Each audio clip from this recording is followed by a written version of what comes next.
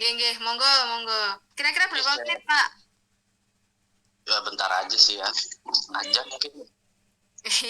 Ya, adik-adik boleh ya nanti di akhir ada Izin share screen Bu ya. pertanyaan. Ya, monggo Pak. Ada pertanyaan, ada yang mau didiskusikan sama Pak Taufik, boleh. Misalnya dari minggu lalu masih ada hal yang mengganjal, gitu ya. Misalnya boleh ditanyakan juga. Mungkin Baik. sebelumnya saya mau nambahin materinya Bu Rizka ya. Oh, Tentang boleh, SP boleh Pak. ya. Boleh, boleh. Oke, udah kelihatan ya. Sudah. Jadi ini bentuk SP terbaru nih, namanya di Ensoval itu SP elektronik ya. Jadi sebenarnya SP elektronik ini sama aja ya ininya ya, prinsipnya. Jadi harus memuat nama outlet. Kalau di sini enggak ini ya. Jadi kita lihat di sini ada nomor SP-nya di paling atas, ditujukan ke PBF mana, misalnya di kantor saya di Ensoval ya. Kemudian ada item-item yang dipesan. Nah, kalau khusus di Ensoval ini kita ada yang ditandai merah ini adalah item yang obat ya. Ini berdot biru kalau di sini, sama dot merah. Kalau yang nggak ada dot titiknya, ini vitamin kalau di sini ya. Dan tanda tangan yang terbaru sekarang tanda tangan digital Bu Rizka. Udah nggak pakai tanda tangan basah lagi. Cuma tanda tangan basah ya masih tetap ada ya. Ya. Kalau untuk SP elektronik ini tanda tangan digitalnya diganti sama seperti OTP Bu Rizka. Kalau kita belanja online kan nanti masukin kode OTP. Kalau untuk SP elektronik sekarang jadi nanti kode OTP-nya akan dikirimkan ke apoteker penanggung jawab apotek langsung ya. Jadi dia ngeklik link, dapat link, ngeklik, oke, masukin kode, kemudian orderannya selesai. Jadi nggak perlu nulis SP kertas lagi. Oke, mungkin saya mulai materi saya dulu Bu Rizka.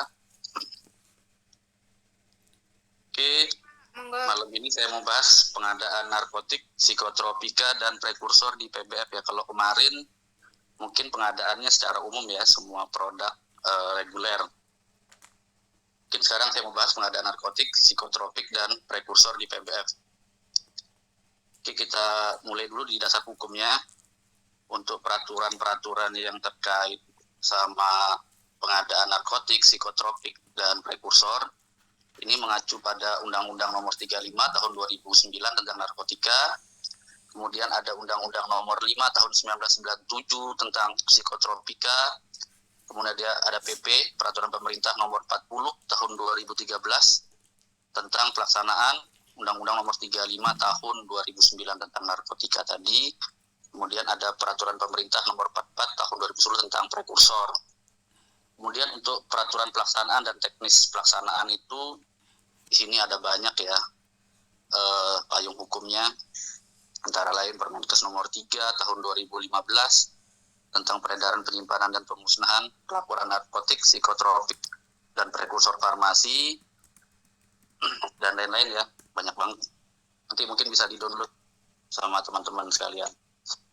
Oke, pertama kita ini dulu ya, kita bahas dulu pengertian narkotik, psikotropik, dan prekursor. Jadi, narkotika itu adalah zat atau obat yang berasal dari tanaman atau bukan tanaman, baik sintetis maupun semi-sintetis, yang dapat menyebabkan penurunan atau perubahan kesadaran, hilangnya rasa, mengurangi sampai menghilangkan rasa nyeri, dan dapat menimbulkan ketergantungan yang dibedakan ke dalam golongan-golongan sebagaimana yang terlampir dalam Undang-Undang tentang narkotika ya. Kemudian ada psikotropik.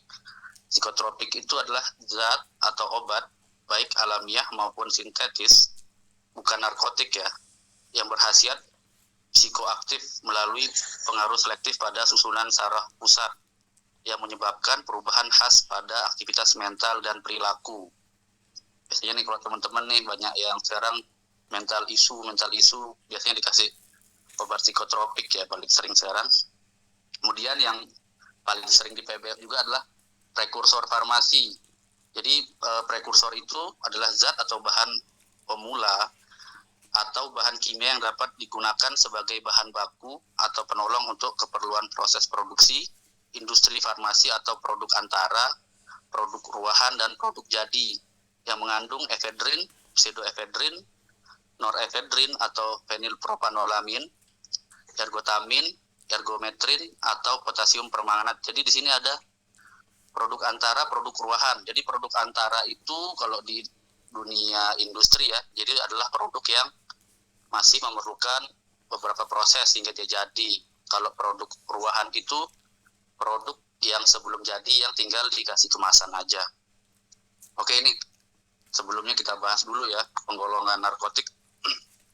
Jadi berdasarkan peraturan-peraturan tadi, narkotik itu digolongkan jadi 3 golongan ya. Ada narkotika golongan 1, golongan 2, dan golongan 3. Jadi golongan 1 ini peruntukannya hanya untuk ilmu pengetahuan dan teknologi, jadi untuk penelitian aja, nggak dipakai untuk pengobatan.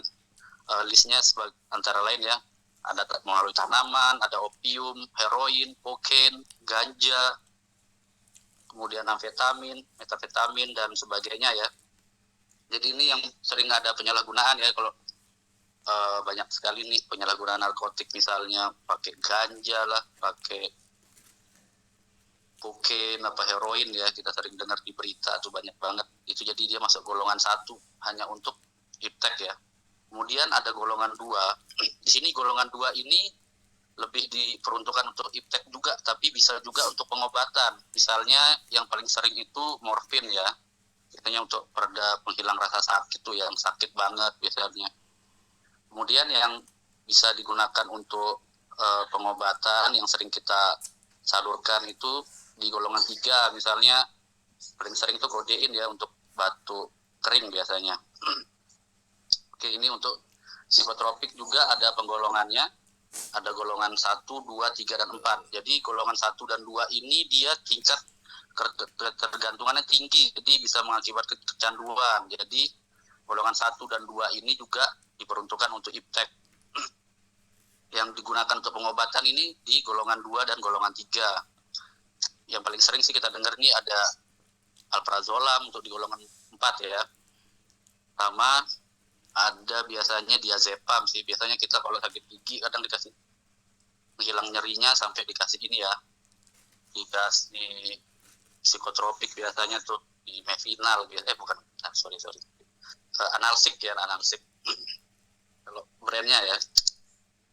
Kemudian di prekursor, jadi ini yang ditandai berwarna merah, ini adalah biasanya ada di obat jadi ya, ephedrine biasanya di obat-obat flu, ergometrin, ergotamin, norepinephrine, pseudoephedrine, biasanya juga di obat-obat jadi yang sering kita temui ya.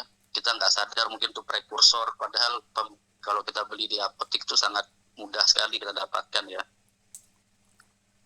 Jadi nomor 2, 3, 4, 8, dan 11 ini adalah prekursor farmasi yang sangat diawasi ya sama BPOM ya.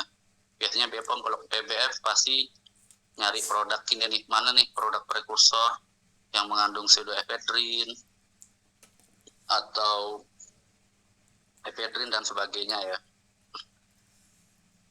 Kita lanjut. Oke. Ini untuk ini ya, pengadaan psikotropik dan prekursor ya. Jadi PBF yang mengimpor psikotropik atau prekursor harus mempunyai izin ya sebagai importir terdaftar, jadinya namanya IT. Kemudian kalau PBF yang impor narkotik harus memiliki izin khusus.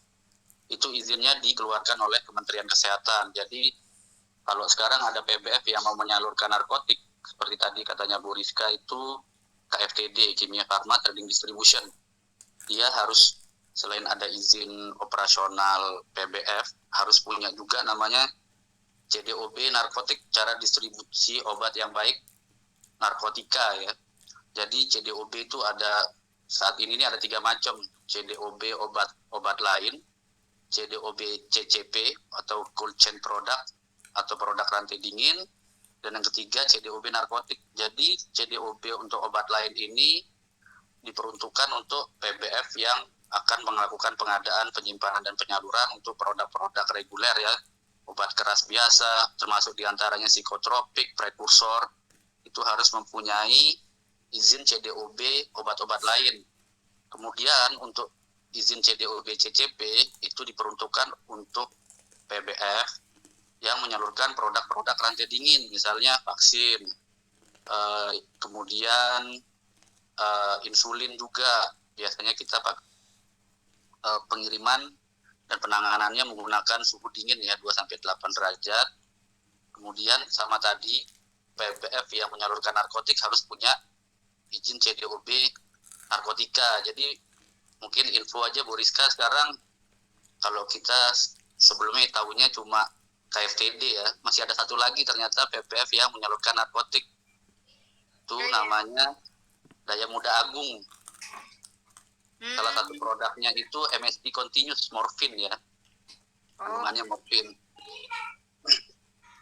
Kemudian setiap PBF wajib memiliki izin dari Dirjen Bina Sarana Kefarmasian dan Alat Kesehatan ya. Jadi kalau PBF ada izin PBF, kalau PBF cabang harus memiliki pengakuan dari Kepala Dinas Kesehatan Provinsi di wilayah PBF cabang berada. Kemudian penanggung jawab di PBF harus apoteker ya, yang punya STRA dan SIPA. Tapi sih kalau di semua sarana ya harus punya ya. Jadi tidak hanya di PBF, di apotek juga harus penanggung jawabnya harus seorang apoteker. Di rumah sakit juga penanggung jawab instalasi farmasinya harus seorang apoteker. Di klinik juga sekarang, bahkan klinik kecantikan sudah mulai penanggung jawabnya apoteker juga, kecuali di toko obat ya. Penanggung jawabnya bisa TTK, tenaga teknis kefarmasian. Oke, kita lanjut. Jadi ini alurnya ya, pengadaan narkotik, psikotropik, dan obat mengandung prekursor ya. Ini saya bahas yang atas aja. Jadi dari industri farmasi, PBF itu bisa melakukan pengadaan ya. Kalau untuk narkotik harus punya izin khusus tadi yang kita bahas. Kemudian ada surat pesanan yang ditandatangani sama apoteker penanggung jawab. Tadi surat pesanannya nanti kita bahas lagi, tadi sudah disinggung sedikit ya sama Bu Rizka. Kemudian PBF yang melakukan pemesanan narkotik, psikotropik, dan prekursor ini menyalurkan ke PBF cabang, bisa langsung ke apotek, bisa ke instalasi farmasi rumah sakit, bisa ke farmasi klinik, dan toko obat. Kalau toko obat ini dibatasi hanya sampai prekursor ya, dan prekursornya juga hanya prekursor yang berlogo biru atau obat bebas terbatas ya. Jadi kalau prekursornya obat keras itu nggak boleh disalurkan sampai ke toko obat. Oke, untuk pengadaan narkotik psikotropik ya, pertama sih semua kalau untuk pengadaan apapun produknya, terlebih khusus lagi untuk narkotik itu harus menggunakan surat pesanan ya. Namun narkotik ini di sini harus pakai surat pesanan yang format khusus. Dan surat pesanan narkotik ini hanya dapat untuk satu jenis narkotik ya. Jadi kalau sudah kita pesan satu obat, misalnya narkotiknya kodein, nggak boleh dicampur lagi sama yang lain ya. Jadi satu SP hanya untuk satu obat. Kemudian kalau untuk SP-nya psikotropik atau prekursor dapat digunakan untuk memesan ya lebih dari satu atau banyak ya beberapa jenis psikotropik atau prekursor farmasi. Jadi satu SP-nya psikotropik itu bisa buat 3 obat, atau yang prekursor bisa sampai banyak ya. Prekursor nggak dibatasi ya, yang penting kertasnya cukup aja sebenarnya. Kemudian semua surat pesanan itu dengan golongan yang obat itu harus dipisah ya dari golongan obat reguler. Misalnya kita cuma pesan amlodipin, ini harus dipisah sama SP-nya psikotropik, narkotik atau prekursor ya, jadi nggak boleh digabung. Kemudian setiap SP itu dibuat rangkap 3 ya, jadi SP asli yang paling atas itu diserahkan ke pemasok, bisa ke PBF lain atau ke pabrik. Jadi salinannya kita simpan di cabang ya, di PBF kita di kantor. Kemudian sekarang ini ada namanya SP elektronik ya, jadi paperless ya. Jadi ada SP elektronik itu, namun SP elektronik ini ada syarat-syaratnya juga, jadi nggak bisa sembarangan ya kalau kita mau menggunakan SP elektronik. Jadi pertama ini harus tersedia sistem backup secara elektronik. Jadi kalau di tempat saya misalnya kita ada server ya. Jadi di server itu kita bisa menyimpan SP elektronik itu dalam jangka waktu tertentu sesuai dengan peraturan perundang-undangan ya. Biasanya sih kita simpan minimal 3 tahun, kalau lebih nggak apa-apa. Kemudian surat pesanan manual tetap dibuat juga nih kalau untuk obat-obat narkotik, psikotropik, dan prekursor ya. Jadi di awal kita bikin pakai SP elektronik, tapi nanti biasanya kita juga melampirkan SP manual ya. Jadi harus diterima oleh pemasok paling lambat itu 7 hari setelah adanya pemberitahuan secara elektronik dari pihak pemasok.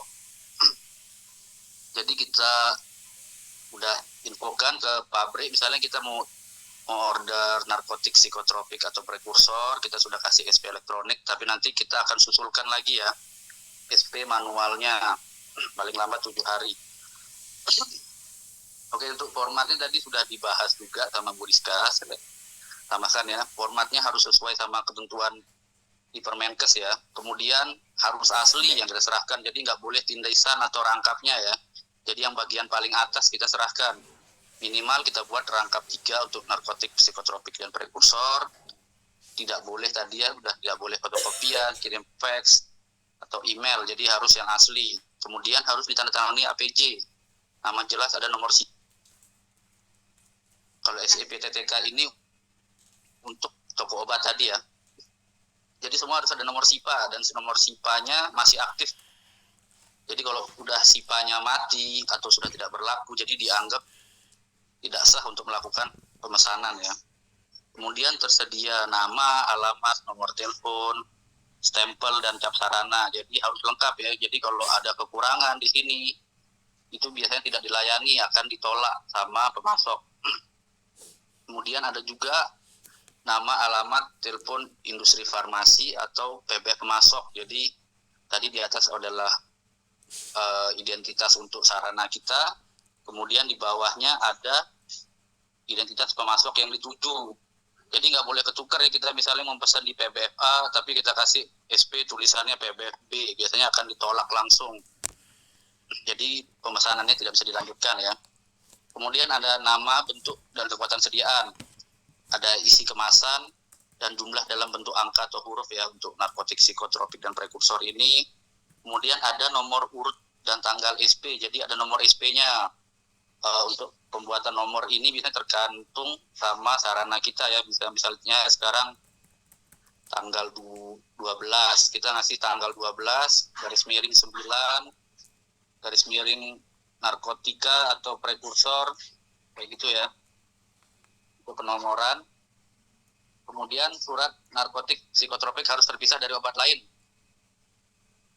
Kemudian juga tadi untuk OOT ya, kalau OOT itu nggak ada SP khusus ya, nggak ada format khusus, cuma kadang di PBF itu kita melakukan namanya analisis risiko. Jadi untuk mencegah produk OOT itu tercampur dengan reguler, biasanya kita minta SP-nya dipisah aja, jadi nggak harus dengan format khusus. Tapi kadang ada juga PBF itu minta format khusus ya, jadi masih rancu ya untuk OOT ini. Jadi SP narkotik hanya untuk satu jenis narkotika ya. Jadi kalau SP tidak terpenuhi atau ditolak, kita harus membuat surat penolakan ya. Jadi akan diberikan ke orang yang memesan atau sarana yang memesan.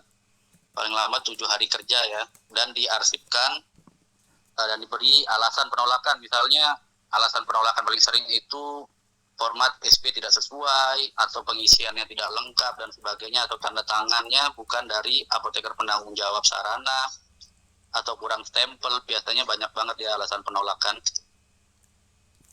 Kemudian kita melakukan kualifikasi pemasok. Tadi pemasok yang menyalurkan narkotik wajib memiliki izin khusus ya, sebagai fasilitas distribusi atau industri yang memproduksi narkotik. Jadi ada izin khususnya dari Kemenkes. Kemudian izinnya tadi diterbitkan sama Menteri Kesehatan ya. Oke, ini contoh SOP pengadaan obat mengandung prekursor farmasi ya di tempat saya di PBFN Sepal. Dan ada juga pengadaan obat psikotropik. Jadi di tempat saya tidak ada pengadaan narkotik ya. Tadi narkotik itu hanya di 2 PBF tadi, di KFCD dan di Daya Muda Agung. Jadi seperti ini alurnya, setiap bulan kita tetap bikin perencanaan dulu, forecast selama 6 bulan ke depan. Kita di sistem ya, kalau kita bikinnya di sistem namanya Oracle. Kemudian akan direview oleh beberapa PIC di sini, ada sales manager, ada product manager, principal. Kemudian setelah di reviewnya sesuai, nanti akan akan disetujui oleh sales cabang. Kemudian akan diinformasikan ke pengirim barang cabang ya, setelah di ACC. Kemudian baru apoteker di PBF cabang membuat dan menandatangani surat pesanan yang mengandung prekursor setelah mereview forecast tadi. Jadi tetap kita review ya untuk pengadaan prekursor di sini. Jadi kita lihat jumlahnya apakah sesuai dengan kebutuhan kita. Jadi kita nggak memesan asal-asal banyak aja ya. Jadi sesuai sama penjualan yang sebelumnya. Kemudian tadi SP-nya dibuat rangkap 3 yang asli untuk pihak pengirim barang ya. Jadi pengirim barang di sini adalah pemasok ya.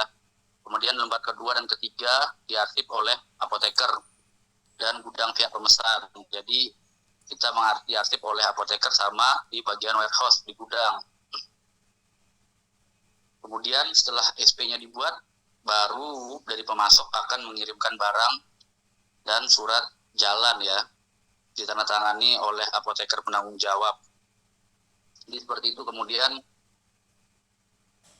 pas kita terima, kita sesuaikan dengan SP kita apakah sudah sesuai jumlahnya, item obatnya yang dipesan, kemudian ED-nya, nomor batch-nya, dan sebagainya. Oke, ini contoh surat pesanan narkotik ya. Kita ulangi lagi yang tadi, yang bertanda tangan di bawah ini. Misalnya nama M. Taufik Hidayat, jabatan apoteker penanggung jawab, mengajukan pesanan narkotik kepada nama distributor KFTD, alamat Pakis Malang, nomor telepon, misalnya pesan kodein berapa miligram, jumlahnya 10-nya ditulis huruf dan angka. Oke, kita langsung ke contoh aja kali ya. Oke, yang ini untuk surat pesanan psikotropik ya, contoh namanya apoteker Gumbira, sarjana farmasi apoteker, jabatannya apoteker penanggung jawab. Dia mau memesan psikotropik ke PBF PT Sinar Mulia di Jalan Dapi Saudapur nomor 15 Banda Aceh. Nomor teleponnya sekian. Jadi psikotropika yang dipesan sebagai berikut: alprazolam, ada kekuatannya 0,5 mg, bentuk sediaannya tablet. 5-nya ditulis angka dan huruf, dan satuannya di sini adalah box. Kemudian dia pesan juga yang nomor 2, diazepam 2 mg tablet. Bentuknya sebanyak 3 botol. Jadi di sini SP psikotropik yang di contoh ini dia memesan ada 2, jadi lebih dari 1 ya. Nama sarananya dia pesan untuk apotek berdikari. Dia ada alamat sarana dan tanda tangan serta stempel ya, dan nomor SIPA yang pasti. Kalau ini surat pesanan untuk prekursor farmasi. Jadi kita langsung ke contoh aja. Nah ini saya dapat dari PBF sebelah nih, contoh surat pesanan narkotik ya.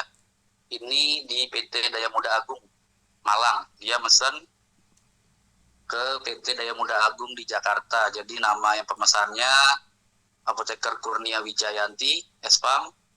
Jabatannya apoteker penanggung jawab, mengajukan pesanan narkotik pada PT Daya Muda Agung. Jadi dia pesan ke kantor pusatnya yang ada di Jakarta Timur. Dan dia memesan narkotik ini ya, fentanyl 0,1 mg per 2 mili sebanyak 1020 box ya. Jadi kebutuhan di PBF nih seperti ini ya teman-teman ya. Pesannya langsung 1020 box. Dia keperluannya untuk Daya Muda Agung Malang, alamatnya di Belimbing Malang ya. Jadi di sini belum ada, harusnya ada dilengkapi tanda tangan sama stempel ya. Jadi ini contoh yang dikasih sama PBF sebelah ya. Nah kalau di Ensefal seperti ini ya teman-teman. Jadi kita di sini memesan obat psikotropik ya. Jadi surat pesanannya yang ada di sebelah kiri, surat pesanan psikotropik. Di sini kita menggunakan SP elektronik ya kalau di dalam untuk internalnya Ensefal. Jadi ada nama apoteker, alamatnya nih sesuai KTP, kemudian ada jabatan, mengajukan permohonan kepada Ensefal RDC Cikarang, jadi kantor yang ada di Cikarang. Kemudian ada alamatnya di Jawa Barat, Cikarang. Kemudian di sini ada jenis psikotropik yang dipesan, cuma satu item ya. Kalau di kita ada kode produk nih, TZPZB ini untuk kode produknya Ensefal.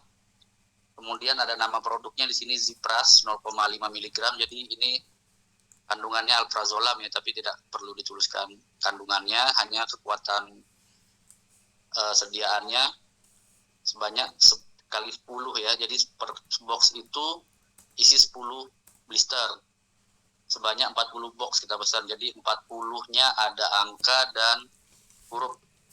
Untuk keperluan PBF PT Ensefal Malang di Jalan Industri Pakis Malang, dan tanda tangannya di sini secara digital ya, kita tidak pakai tanda tangan basah.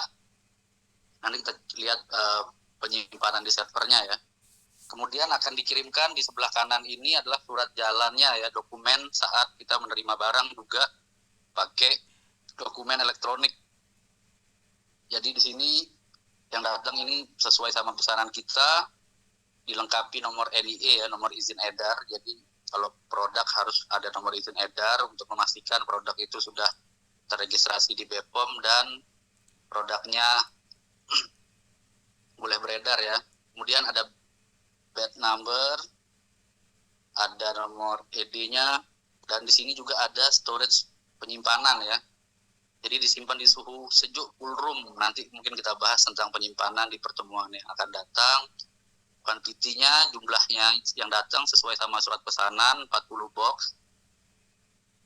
Jadi 0 CT ini lah 0 karton, karena kita satuannya box ya, nggak sampai 1 karton. Jadi 1 karton itu biasanya bisa isi 40, 60, 80 tergantung dari industri pembuatnya ya.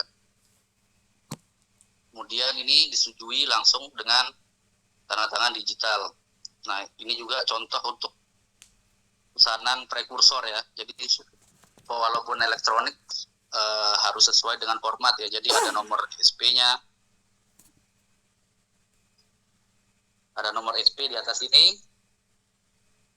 Kemudian ada ya identitas pemesannya, apotekernya. Kemudian yang pemasok yang dituju sama ini di RDC Jakarta. Kemudian di sini bedanya kalau untuk prekursor ada zat aktif prekursornya. Jadi di sini produknya OBH Kombi anak 60 mg, jadi sediaannya sirup. Jadi dia mengandung pseudoephedrine dengan kekuatan sediaan 7,5 mg, bentuknya sirup, satuannya botol, kita pesan dalam jumlah 24 botol. Jadi ada angka dan huruf ya. Kemudian tanda tangan secara digital juga melalui approval ya kalau di Ensefal ya. Kemudian sama seperti tadi, surat jalannya, surat dokumen pengirimannya sesuai sama SP saat kita pesan. Oke, demikian mungkin Bu Rizka, saya tambahkan sedikit lagi ya. Ya Pak, silakan. Oke, saya mau share screen. Bentar.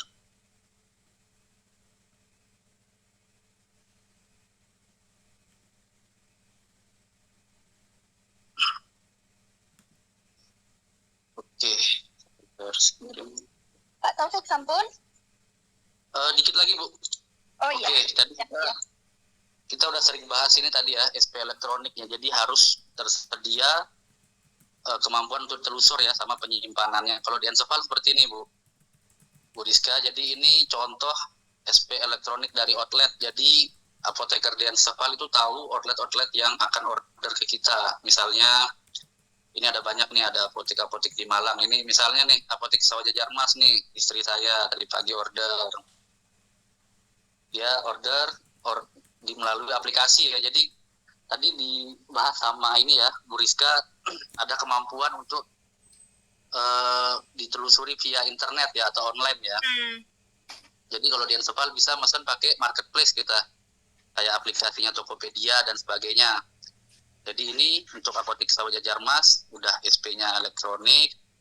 Kalau kita mau cocokkan dengan spesimen, ini ada lembar spesimen ya, jadi berisi identitasnya outlet sampai tanda tangannya. Jadi kita punya ya tanda tangannya outlet. Jadi kalau ada yang palsu atau tidak sesuai bisa langsung kita tolak. Ini saya kasih contoh yang Sawah Jajar Mas. Jadi ini ya, tanda tangannya digital. Kemudian tadi untuk pesanan kita ke pusat tadi, waduh, masuk lagi. Untuk tadi, misal contoh, pesanan ke produk psikotropik dan prekursor ya. Jadi penyimpanan kita di server seperti ini ya. Jadi bisa kita telusuri per tanggal sampai ke 3 tahun ke belakang biasanya. Jadi ini selama bulan Oktober kita sudah ada pengadaan OOT, psikotropik. Jadi semua sudah tersimpan di server ya. Misalnya ini untuk OOT dan sebagainya. Mungkin itu dulu saya Bu Rizka. Siap Pak. Ternuwun. Itu untuk SP ya Pak ya tadi. Ya untuk itu. Ya, terima kasih. Langsung ke Bu Hala saja nggih, Bu. Nanti di akhir baru diskusi ya dari adik-adik. Iya, siap Bu. Saya minta tolong CO-nya untuk nge-share screen ya. Maaf, ini saya lagi di Semarang kebetulan Siap Bu, nggak apa-apa Dek. Mbak Asna ya? Nggih Ibu, mohon maaf izin share screen nggih Ibu. Boleh, silakan. Minta tolong dioperatori juga ya, Hasna ya? minta tolong di operator sekalian ya. Nggih Ibu. Baik, belum muncul ya. Mohon maaf Ibu, masih loading Ibu. Iya, nggak apa-apa Dek.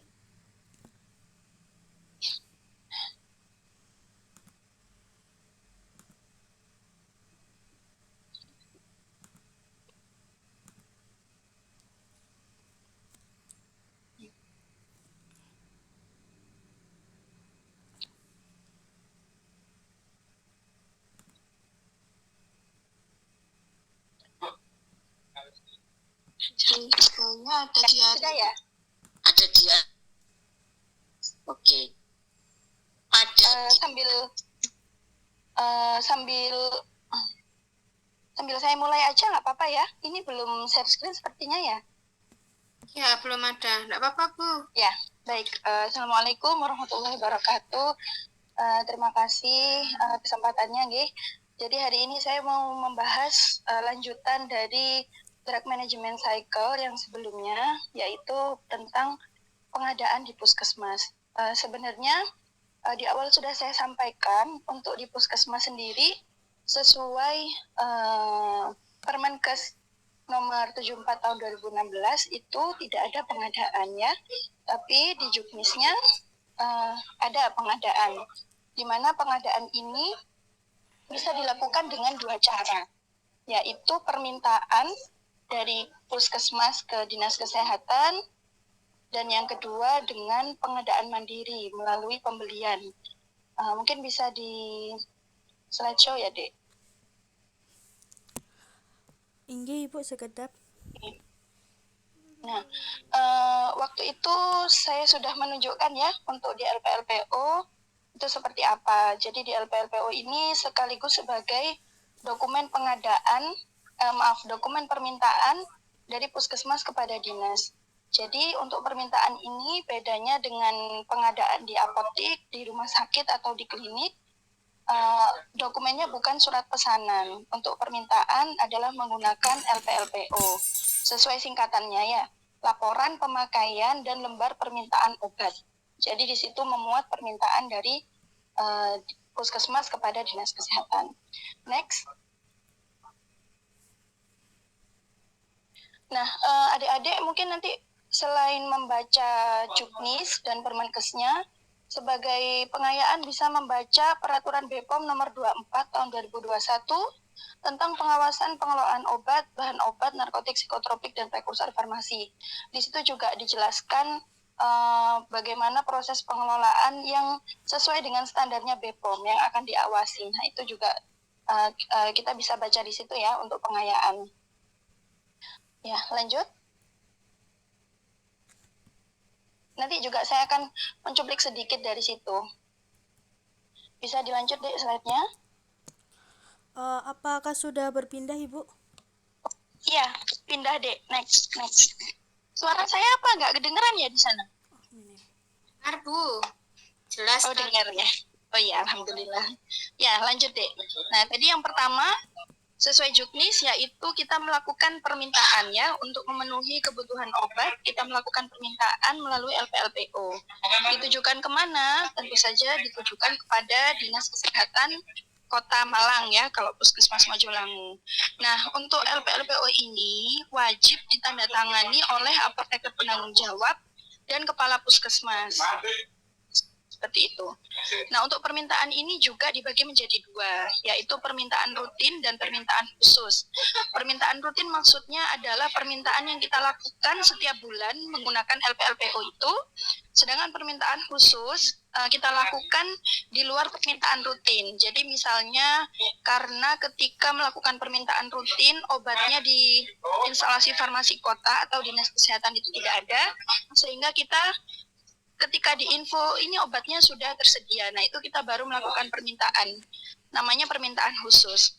Atau ketika ada kondisi KLB, seperti saat COVID ya, jadi kebutuhan untuk vitamin meningkat, kebutuhan untuk obat-obat simptomatik batuk pilek juga meningkat, akhirnya tidak mencukupi dengan permintaan rutin. Nah, kita juga bisa melakukan permintaan khusus. Next. Nah, untuk permintaan rutin sendiri, kebanyakan puskesmas menjadwalkan 1 bulan sekali, sesuai dengan pelaporan obat yang dituangkan dalam LPLPO. Tapi untuk permintaan boleh misalnya 3 bulan sekali atau 2 bulan sekali, mengingat kapasitas penyimpanan yang ada di gudang. Kalau memang gudangnya mencukupi dan tidak memungkinkan untuk setiap bulan melakukan permintaan untuk mengambil obat ke dinas kesehatan, nah itu biasanya bisa 2 bulan atau 3 bulan sekali. Tapi kalau di Majolangu, karena gudang kita terbatas, biasanya saya mengambilnya, kita permintaannya setiap bulan. Nah, ini contohnya ya, LPLPO bulan Januari tahun 2023. Adik-adik bisa dilihat di situ, seperti yang sudah saya jelaskan kemarin. Jadi LPLPO ini terdiri dari beberapa kolom ya. Yang pertama kodenya, kemudian nama obatnya apa, kemudian ada satuan, apakah dia tablet atau botol atau ampul seperti itu ya, dan stok awal, di mana stok awal ini adalah stok akhir dari LPLPO bulan sebelumnya. Kemudian penerimaan di bulan tersebut kita masukkan juga di situ. Setelah itu persediaan. Kolom persediaan ini rumusnya adalah stok awal plus penerimaan. Kemudian ada pemakaian, yaitu penggunaan obat berdasarkan resep dokter yang ada di Puskesmas Majolangu. Nah, kemudian kita mendapatkan sisa stok. Nah, sampai di sini kita bisa melakukan permintaan sesuai kebutuhan dan kondisi masing-masing puskesmas seperti yang tadi saya jelaskan. Permintaan ini tidak harus selalu semua obat kita minta, enggak. Jadi kalau memang masih mencukupi berdasarkan data konsumsinya, kira-kira nggak akan kehabisan sampai periode permintaan selanjutnya, ya tidak harus minta. Jadi kita juga ada proses perencanaan bulanan di sini. Obat-obat apa saja yang memang dibutuhkan, nah itu kita bisa melakukan permintaan, dituliskan di kolom permintaan di situ. Nah, ini kebetulan contoh LPLPO yang sudah dikembalikan ke kita, artinya sudah ditandatangani oleh pejabat terkait di Dinas Kesehatan. Biasanya ada coret-coretannya memang ya, yang spidol biru itu. Kayak jumlah pemberiannya berapa, itu ditulis di situ. Ya, next. Nah, untuk LPLPO tadi adalah untuk obat-obat selain vaksin ya. Jadi reagen-reagen, obat-obat tablet, sirup, obat luar, injeksi, semuanya menggunakan satu LPLPO. Nah, untuk vaksin sendiri ada LPLPO-nya tersendiri yang tidak jadi satu dengan di situ ya. Nah, adik-adik sebagaimana yang adik-adik tahu, karena puskesmas itu Vaskes tingkat 1 dan merupakan perpanjangan tangan pemerintah untuk program-program pemerintah, jadi kita ada vaksin wajib dasar ya terutama. Mungkin yang membedakan dengan apotik dan klinik itu adanya vaksin-vaksin itu. Nah, itu kita juga melakukan permintaan Dek. Jadi vaksin ini tidak membeli sendiri, kita tidak memesan, tapi kita meminta melalui LPLPO vaksin ya. Formatnya sih sebenarnya mirip-mirip aja ya sama LPLPO, cuma itemnya untuk LPLPO vaksin ini lebih sedikit. Nah, di situ adalah vaksin-vaksin yang memang masuk vaksin wajib dasar dan juga vaksin-vaksin yang digunakan untuk percepatan atau program-program pemerintah yang lain ya, kayak vaksin HPV yang sekarang digunakan untuk anak SD kelas 5. Nah, di situ kita laporkan stok awalnya, kemudian penerimaannya di bulan tersebut berapa, persediaannya berapa, pemakaiannya berapa, sisa stoknya berapa. Nah, kemudian kita tuliskan di situ permintaannya. Hanya saja memang untuk LPLPO vaksin ini format yang ditetapkan Dinas Kesehatan itu nggak ada tanda tangan apoteker ya, meskipun sebenarnya yang buat ya dari apotekernya. Di sini mengetahui kepala puskesmasnya seperti itu. Nah, kita bisa lihat ya di situ misalnya vaksin BCG, vaksin adik-adik sudah belajar vaksin apa belum ya Bu? Belum ya? Vaksin sepertinya belum ya? Belum. Oh iya, ya udah. Oke, jadi vaksin itu apa? Vaksin itu ya termasuk salah satu sediaan farmasi yang terbuat dari mikroorganisme yang diinaktifkan atau dilemahkan, yang mana kalau disuntikkan atau dimasukkan ke dalam tubuh, dia bisa memberikan imunitas atau kekebalan. Kayak gitu ya, Dek ya. Nah, biasanya memang rata-rata sih disuntikkan, tapi ada juga yang oral, kayak vaksin polio, vaksin rotavirus. Nah, ini termasuk cold chain product. Jadi, untuk pengelolaannya ada perbedaan karena harus menjaga mutunya itu berdasarkan suhu. Jadi ada vaksin yang sensitif dingin, sensitif panas, seperti itu ya. Nah, kenapa kok ini tadi dipisahkan? Karena memang untuk pengelolaan vaksin ini di Dinas Kesehatan itu baru tahun 2022 Bu masuk ke farmasi. Sebelumnya itu Ibu Bidan yang mengelola gitu ya. Oke, nah vaksin-vaksin ini Dek, kita juga melakukan permintaan ke dinas menggunakan LPLPO yang seperti tadi sudah saya jelaskan ya. Nah, misalnya di situ kita lihat ya, vaksin BCG untuk bayi usia 1 bulan. Nah, di situ kebetulan waktu itu sempat kekosongan dan juga ED sehingga stok awalnya 0. Nah, kemudian penerimaannya di bulan itu kita dapat berapa, dituliskan di situ persediaannya, stok awal pos penerimaan, pemakaiannya di bulan itu 14, nah sisa stoknya 21. Untuk jumlah permintaannya ini nanti ada rumusnya dan akan saya jelaskan realnya seperti apa ya. Nah, kalau kita sudah melakukan permintaan, biasanya dituliskan di situ, diberinya berapa. Bisa jadi mengingat ketersediaan vaksin yang ada di Dinas Kesehatan, atau pertimbangan-pertimbangan lain, kadang nggak diberikan secara full sesuai yang kita minta, seperti itu. Nah, untuk vaksin ini nanti di sebelahnya langsung ditulis nomor batch-nya ketika melakukan penerimaan ya. Nah. Dan bedanya lagi, kalau di LPLPO vaksin rutin ini, di atas ada suhu. Jadi, di situ harusnya dituliskan juga suhu di Dinkes, tapi saya kurang paham kenapa kok nggak ditulis ya. Kan kita menyiapkannya, ngambilnya itu pakai cool box, yang ada ice gelnya, ada cool pack-nya. Nah, biasanya kita sertakan juga termometer, sehingga ketika di sana, ketika mau diberikan vaksinnya itu, ditulis suhu cool box-nya berapa. Harus antara 2-8 ya. Jadi mungkin bedanya itu sih, kalau di LPLPO obat kan nggak ada. Nah, kalau di vaksin ada. Next deh. Oh iya, sudah masuk permintaan khusus ya, yang tadi saya bilang. Jadi ini dilakukan di luar jadwal permintaan rutin, maksudnya. Misalnya harusnya Puskesmas Mojolangu itu ngambil obatnya tiap minggu pertama awal bulan, dan itu sudah ada jadwalnya. Jadi kita mengisi kayak jadwal gitu. Tiap bulan itu maunya tiap Puskesmas ngambilnya tanggal berapa. Nah, kita sudah ngambil nih, ternyata di tengah bulan itu ada kekosongan obat, kehabisan obat. Nah, itu kita bisa melakukan permintaan khusus. Atau ketika kita melakukan permintaan rutin, obatnya nggak ada, kosong. Dan seminggu kemudian setelah kita sudah melakukan permintaan, sudah ngambil obatnya, ternyata obatnya baru datang di Dinas Kesehatan. Itu kita bisa melakukan permintaan khusus. Nah, untuk di Dinas Kesehatan sendiri, apotekernya penanggung jawabnya Dinkes itu menetapkan kita harus menggunakan surat permintaan obat, tapi bentuknya bukan kayak gitu ya. Mohon maaf, ini saya ketinggalan masukannya. Nanti kalau saya kasih materinya, insya Allah saya lengkapi. Kalau SP mungkin kan harus ada SIPA seperti itu ya. Nah, kalau di Dinas Kesehatan nggak perlu, jadi cukup kayak gini, surat permintaan obat yang bertanda tangan di bawah ini, nama saya, terus NIP-nya, nomor induk pegawai PNS-nya berapa, jabatannya apa, melakukan permintaan obat karena terjadi kekosongan obat. Nah, kemudian kita list obatnya apa aja. Yang terakhir harus ditandatangani kepala puskesmas.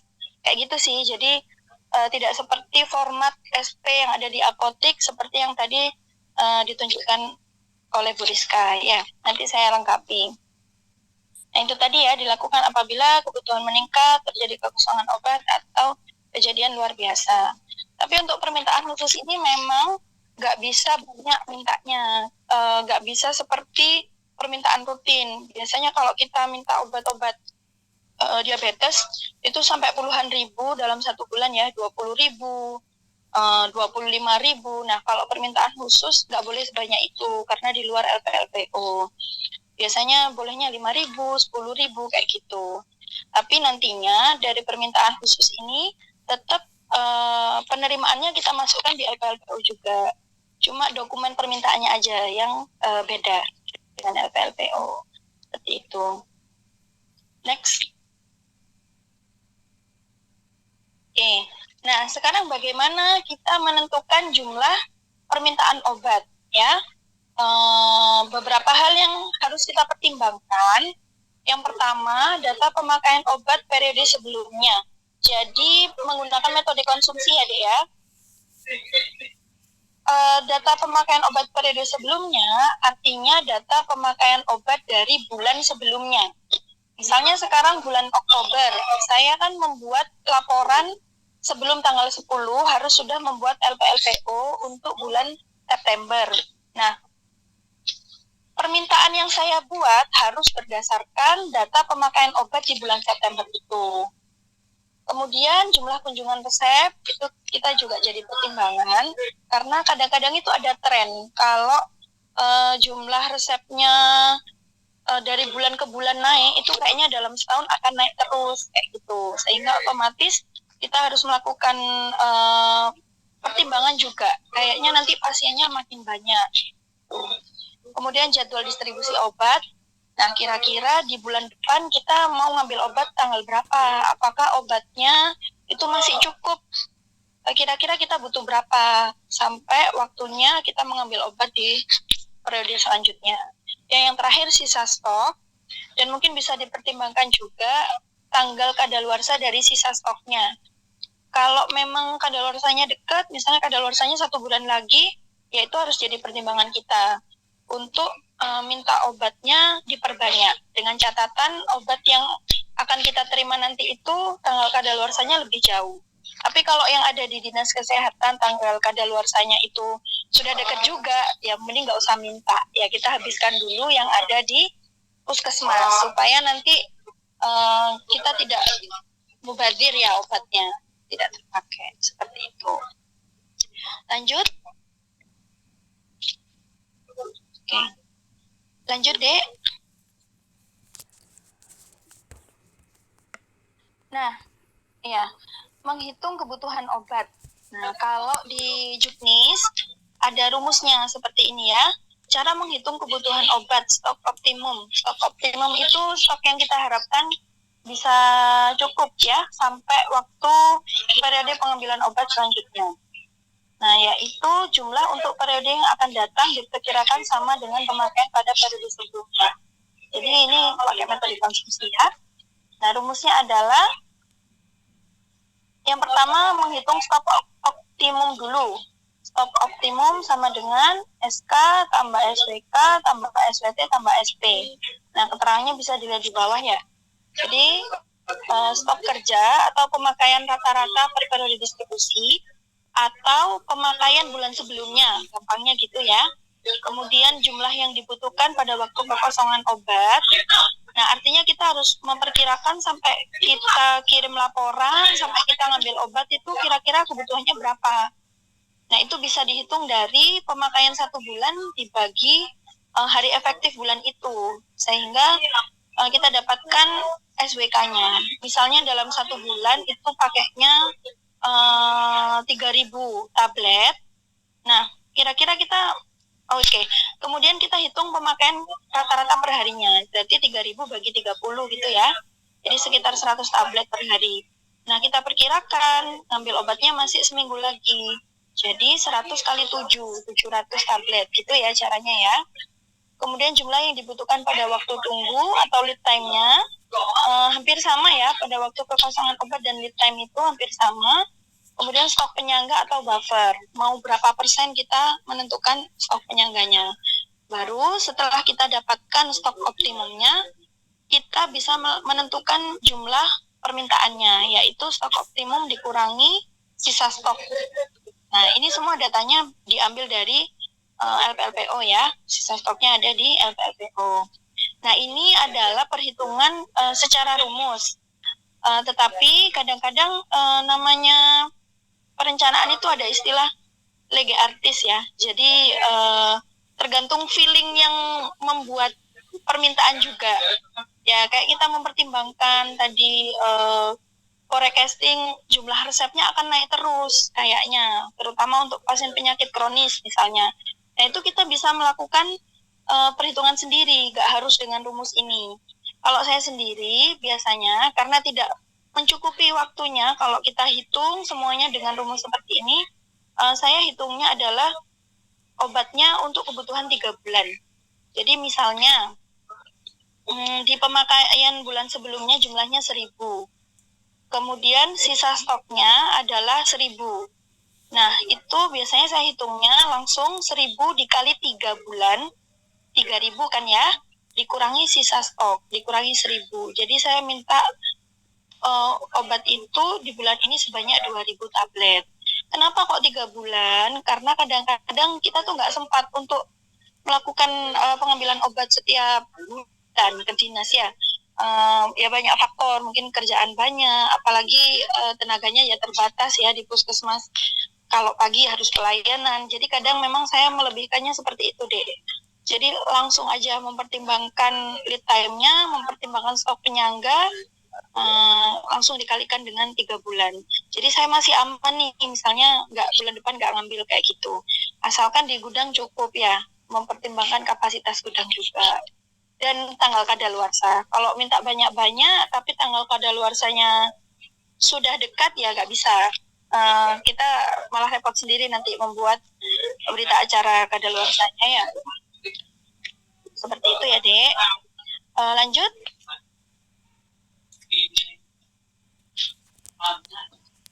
Nah, itu tadi permintaan ya. Kalau permintaan tadi kita nggak beli, jadi nggak mengeluarkan uang, kita minta aja ke Dinas Kesehatan dengan LPLPO. Kemudian yang kedua, di petunjuk teknis dan juga di peraturan BPOM tadi ada pengadaan mandiri. Jadi puskesmas itu boleh melakukan pengadaan mandiri, tapi nggak wajib ya. Jadi kalau nggak perlu ya nggak usah. Next. Nah, untuk pengadaan mandiri ini ada 2 cara. Yang pertama, puskesmas membeli obat hanya untuk memenuhi kebutuhan obat yang diresepkan dokter. Nah, ini belinya di apotik pakai resep ya.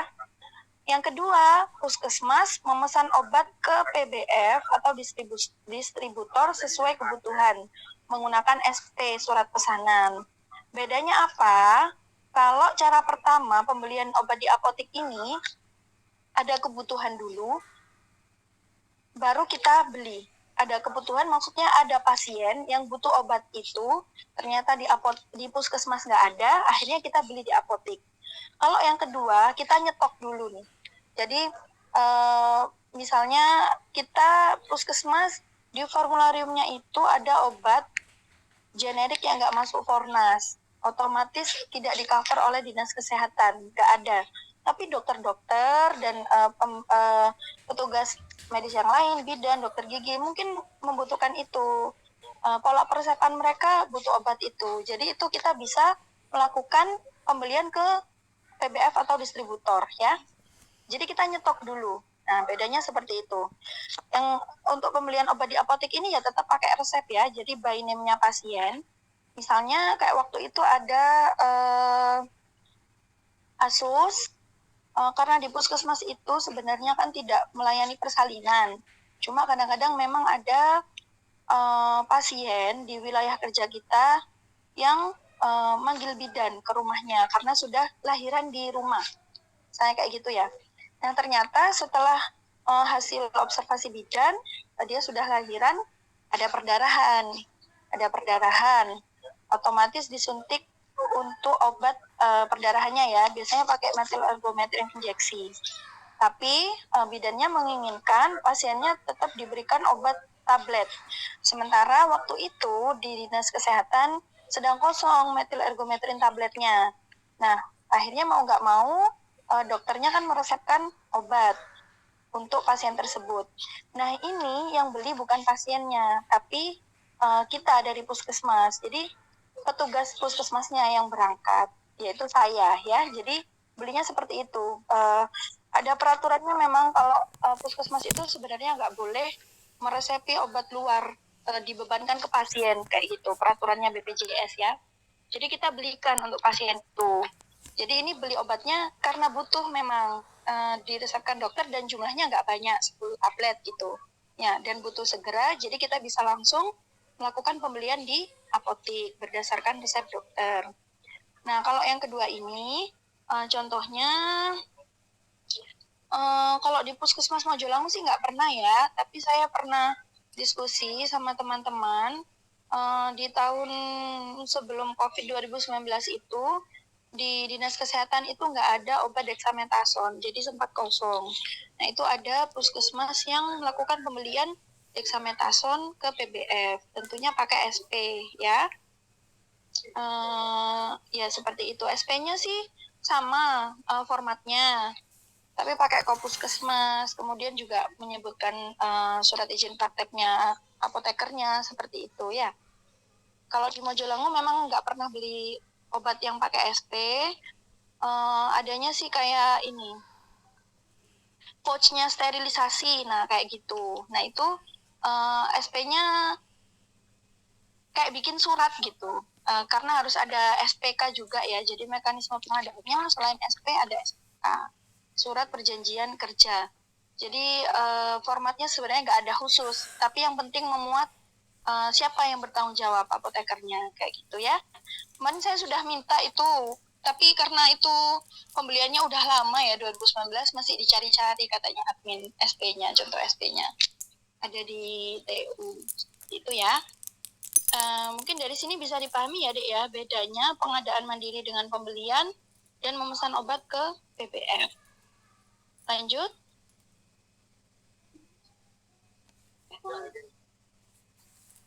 Nah, ini saya tambahkan sedikit untuk pengadaan di Dinas Kesehatan. Karena di situ kan juga bukan fasilitas pelayanan kefarmasian sebenarnya, tapi dia memasok obat-obat untuk fasilitas pelayanan kefarmasian seperti Puskesmas dan RSUD ya. Ini dari Peraturan BPOM nomor 24 tahun 2021. Nah, karena pengadaan obat atau bahan obat itu di Dinas Kesehatan itu dalam jumlah besar dan melalui sistem pengadaan barang atau jasa pemerintah. Jadi beda dengan swasta ya, yang bisa langsung beli di PBF. Nah, ada ketentuan-ketentuannya. Maka yang pertama, apotekernya dulu nih yang membuat daftar kebutuhan obat kepada pelaksana sistem pengadaan barang atau jasa pemerintah. Jadi apoteker penanggung jawabnya dinas akan ngelis untuk 1 tahun ya, mau beli obat apa aja dan di breakdown bulanan. Bulan ini mau belanja apa gitu ya. Kemudian pelaksana sistem pengadaan barang atau jasa itu juga daftar obatnya tadi juga disertai SP-nya. Jadi kalau mau pengadaan tiap bulannya itu apoteker penanggung jawab membuat SP sesuai format-format yang ada di Permenkes ya.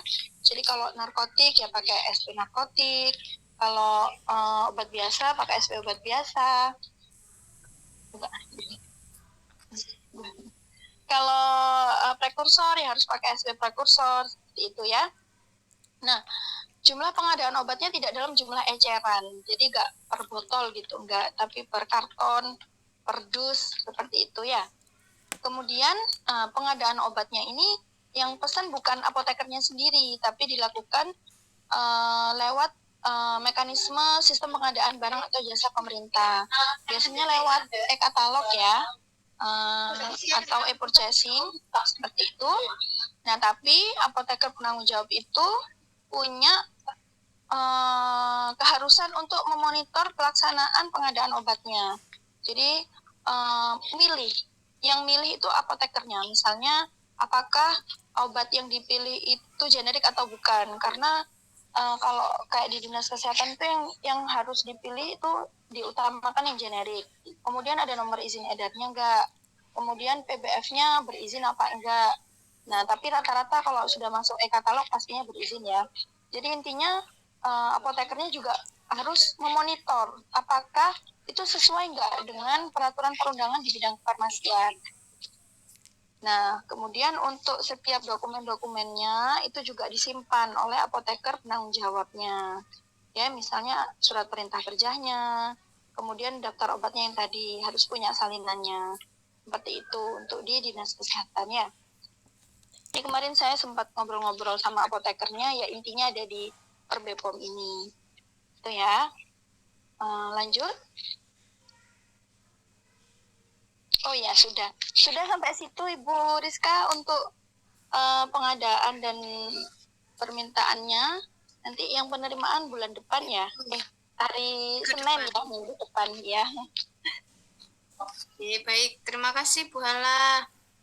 Oke, sama-sama Ibu. Nah, berarti ini kita masuk ke sesi diskusi ya. Jadi bisa minta tolong di on cam kan ya? Bisa on cam, Dek. Ini saya aja.